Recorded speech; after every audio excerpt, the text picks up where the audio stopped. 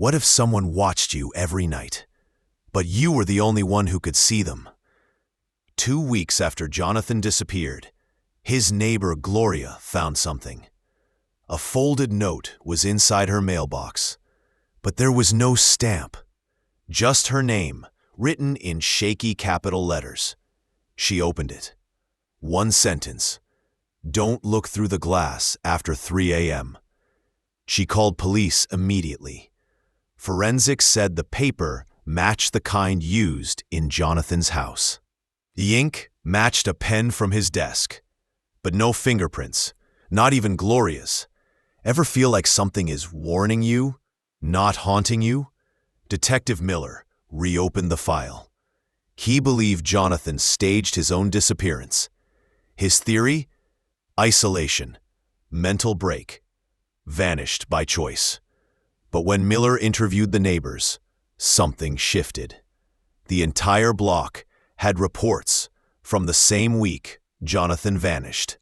Small things, quiet things, dogs barking at nothing, motion lights turning on with no one there, faint tapping on windows, always around 3 a.m., 6 houses, all the same.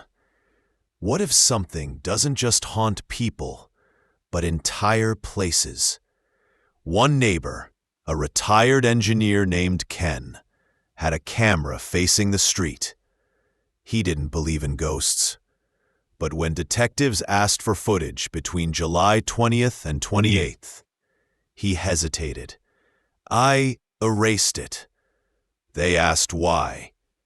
Ken replied, "There was a tall man in frame every single night, not moving, just standing in the same spot, outside Jonathan's house. The only reason I noticed, he never cast a shadow. Would you keep watching?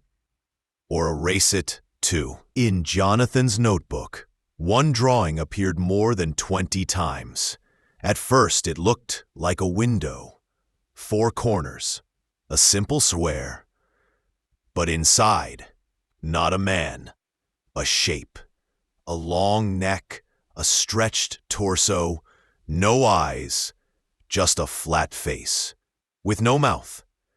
Forensic artists couldn't match it to anything in psychology books. No folklore, no known hallucination patterns.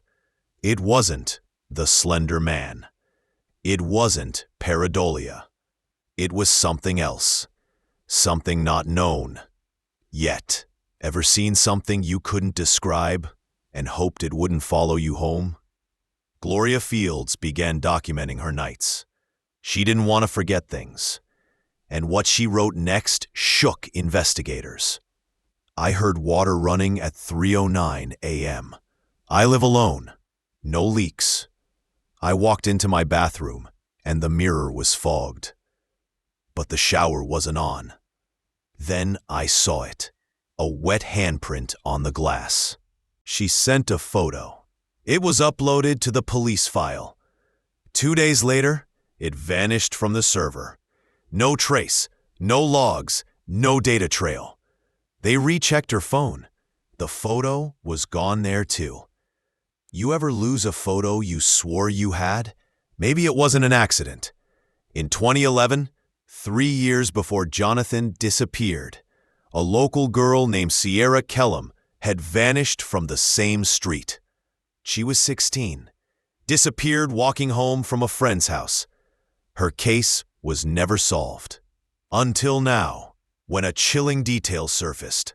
In Jonathan's notebook, one of the earliest entries said, "I hear a girl humming at 3:07 a.m. every night."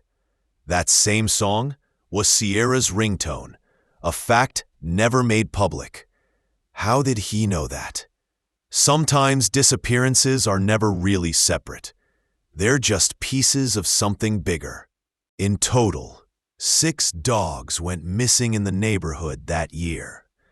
Owners described their dogs acting strange for days beforehand, refusing to go near windows, whining around 3 a.m., scratching at closet doors, refusing to sleep near their owners. Then, silence. Gone overnight. No trace. One dog, a golden retriever named Max, came back. But his behavior was different. He refused to enter his own house. He barked at empty rooms, and he always growled at mirrors. Would you keep a pet if it saw something you couldn't? Jonathan's ex-girlfriend, Nina, received a voicemail 3 months after his disappearance. It came from a private number. It was only 9 seconds long. Static, a soft breath. Then his voice, faint. I can't get out. I'm not. Then silence. The number never worked again. They traced it to a deactivated SIM inside Jonathan's old phone, the one police recovered from his house. How did it send a message? You ever get a random call and ignore it? Maybe you shouldn't have. An anonymous tip sent Detective Miller an email. Attached were redacted documents from a closed government study. The title? Project Mirror Watch. Keywords included: entity type, reflection-based observation, common activity window, 3 o'clock to 3:33 a.m. Subject perception, limited to direct eye contact through glass. What stood out most? A diagram. It matched Jonathan's sketches exactly. This wasn't just a haunting. This was monitored by someone or something. Still think this is just a story? Look around you. What's behind your window right now? Almost 10 years later, the house Jonathan lived in was sold to a new family. They lasted 6 nights. The final message sent from their Wi-Fi router was a search query. Can a person live inside a mirror? Since then, the house remains empty. But every winter, between July and August, people say they see someone in the window. He doesn't move, doesn't blink, and he never leaves. This story wasn't about ghosts or monsters. It was about a question. What is there something that watches us, but only when we look through the glass? And what if looking back was the only way to let it in?